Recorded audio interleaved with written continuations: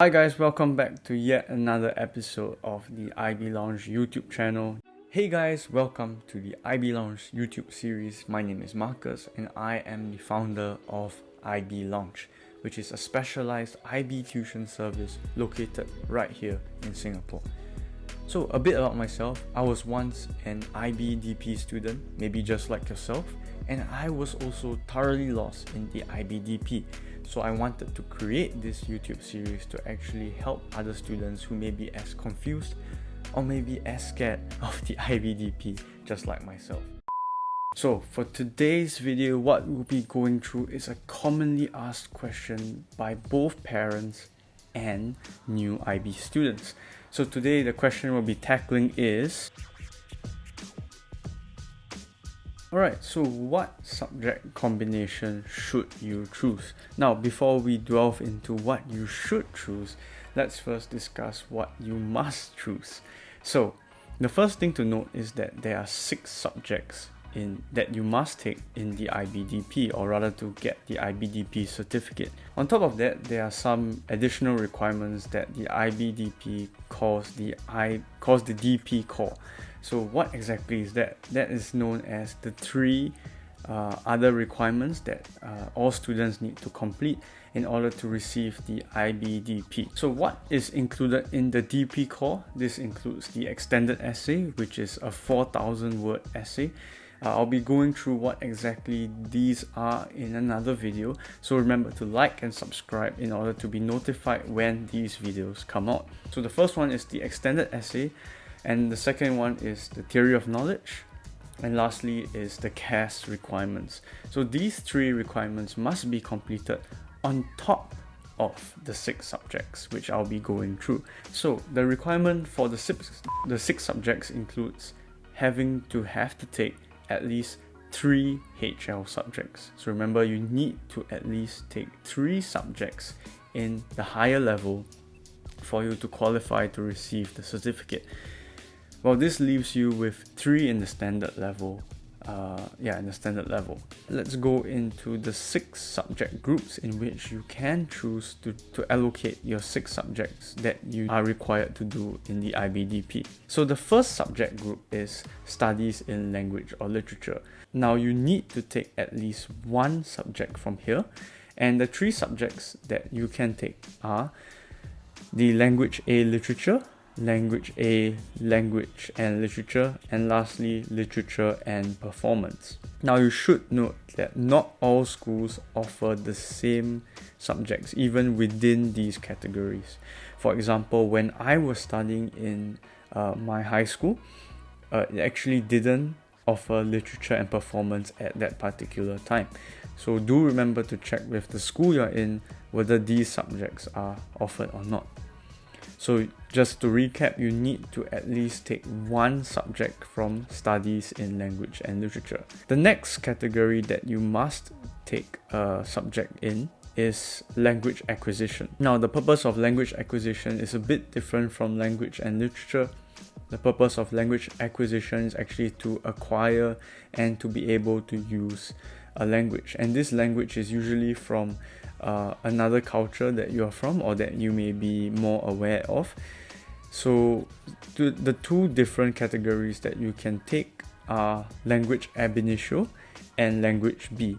So ab initio is usually for students who have no prior understanding at all to the subject, and language B is a bit more difficult than that. Now the next category is individuals and societies. So again, you need to at least take 1 subject from here. Why do I say at least? Because you can actually take more than 1. And the subjects included in this category include business management, economics, geography, and history. So this is actually the category which I took 2 out of the 6 subjects in. So I actually took economics and geography at the higher level from this category. Now, moving on to the sciences. The sciences is another category where you need to at least take 1 subject from. So most students actually take 2 subjects from this science category, and the reason I'll explain later, but I only took 1 from this category, which was chemistry at standard level. So the different subjects that you can take under this category include biology, computer science, physics, and chemistry. The last category is actually a category which I also did not really enjoy that much, not because of the teacher, but because I was particularly weak in it. So this is actually the mathematics category, and you need to at least take one subject from here as well. So there are 4 different subjects that you can take in this category. The first one is Mathematics, Analysis and Approaches, SL. The other subject is the HL version.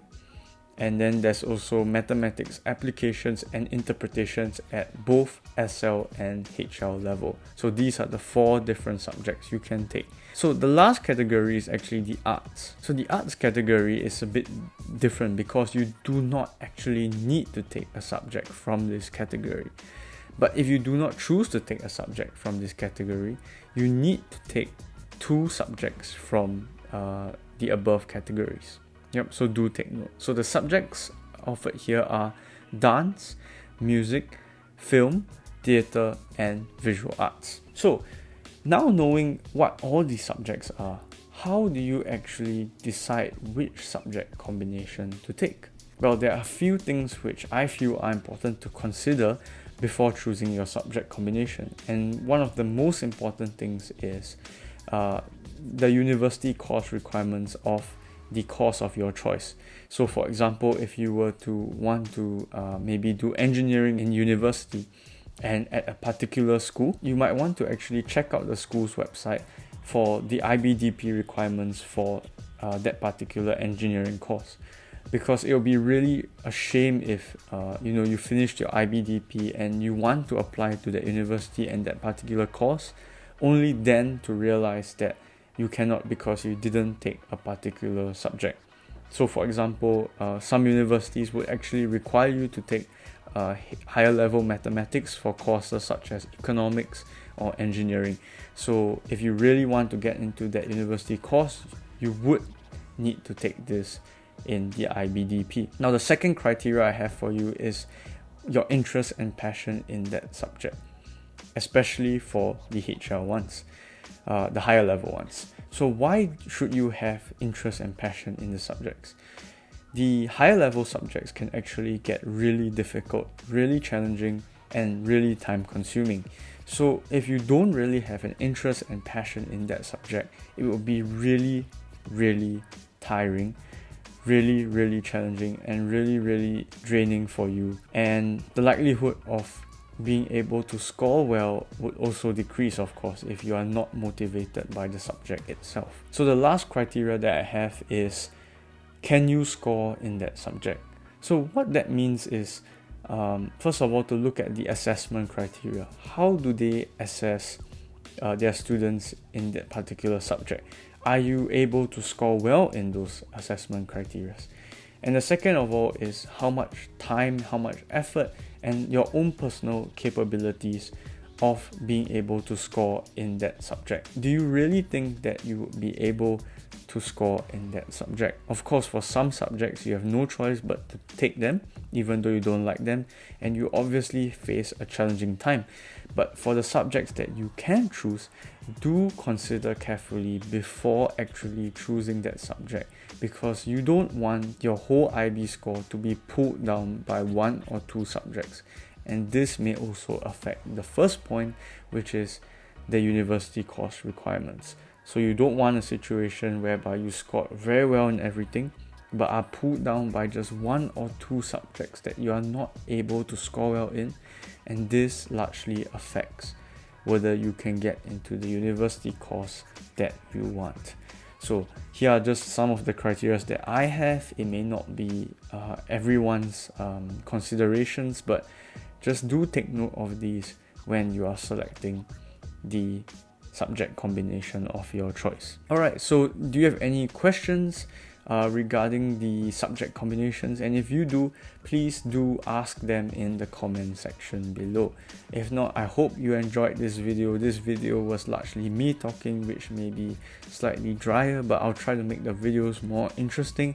So do support us by liking and subscribing to our channel. So So thank you, and we'll see you again in the next video.